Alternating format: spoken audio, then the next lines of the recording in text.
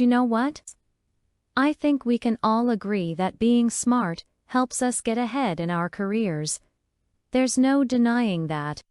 But there is one type of intelligence that most people don't realize they need to succeed. And it's called emotional intelligence. Now, I am not saying that you should fake it till you make it with this so-called EQ, or that you should put on a happy face and just pretend to be this super positive person when you re not. No, it's about understanding how your emotions affect you and others around you, and then finding ways to work with them, not against them.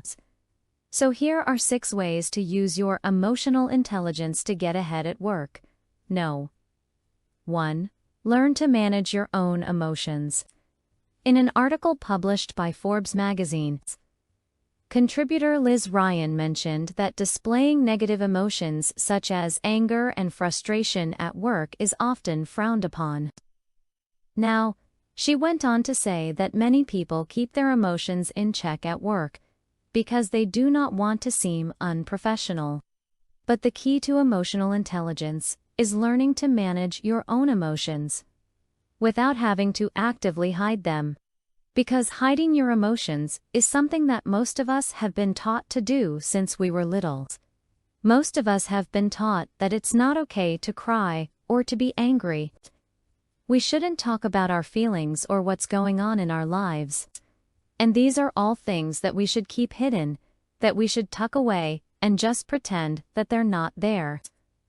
But by suppressing our emotions like this, we actually end up causing more problems for ourselves, like anxiety and depression.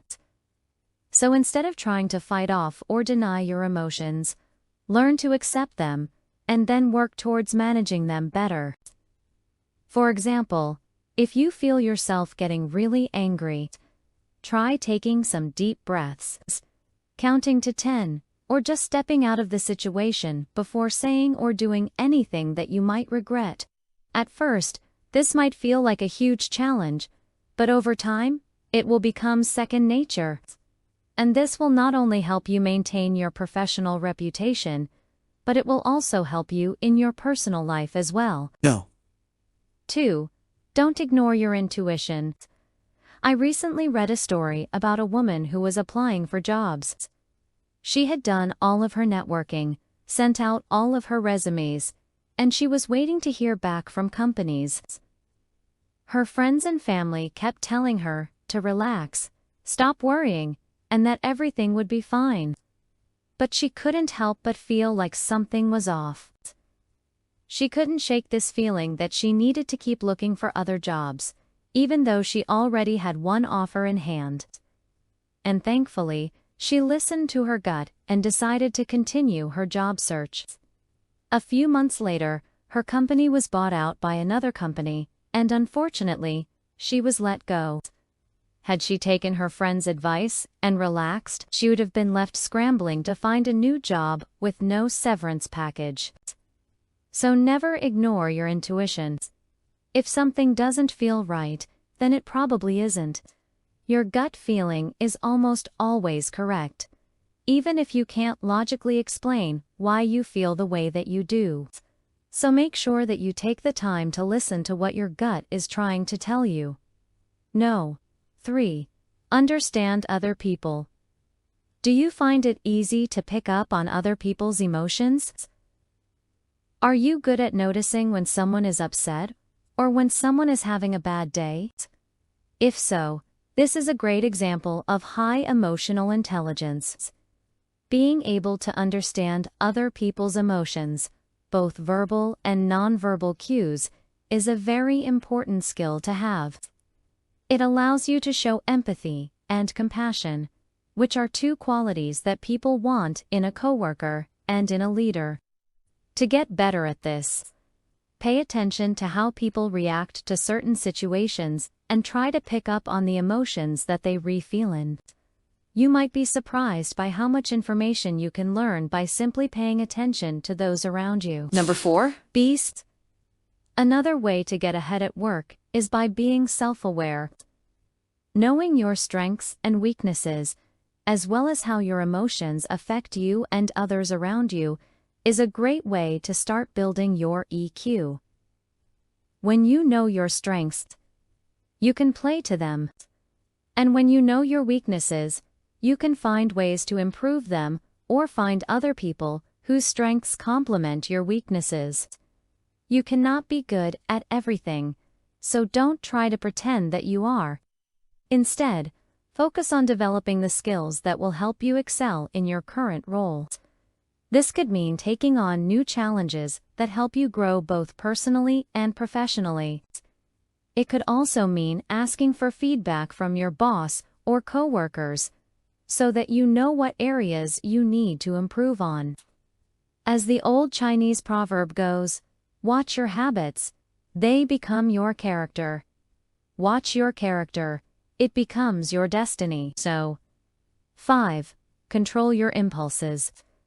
I think we can all agree that acting on every impulse is not always the best idea. Think about the last time you saw a pair of shoes that you really wanted, or maybe a dress that you just had to have. Did you buy it, even though you knew that you didn't really need it? If you did, you're not alone. Impulse buying is a common problem that affects many people.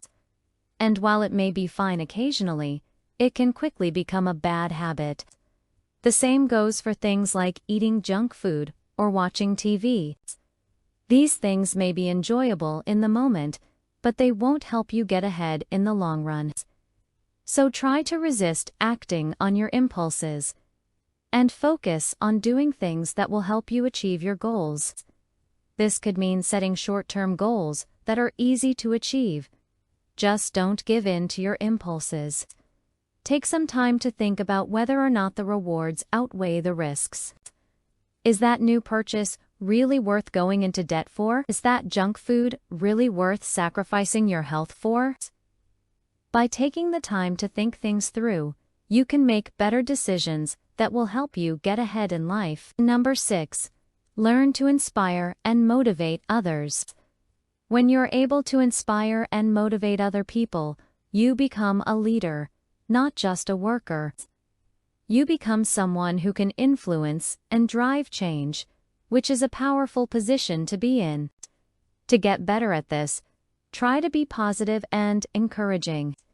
Even when things are tough, try to see the silver lining. And when things are going well, celebrate your successes together as a team. By showing appreciation and recognizing the hard work of others, you will earn their respect and admiration. And when they look up to you, you'll be able to inspire them to do their best work. Being emotionally intelligent is not about being perfect. It's about being aware of your emotions and how they affect you and others around you, and then finding ways to work with them, not against them. By doing so, you can improve your relationships, your career, and your overall quality of life. So, don't be afraid to show your emotions. In fact, embrace them and let them guide you towards success. Thank you for watching this video. I hope you found it helpful. Please share with friends if you enjoyed it, and until next time, stay tuned.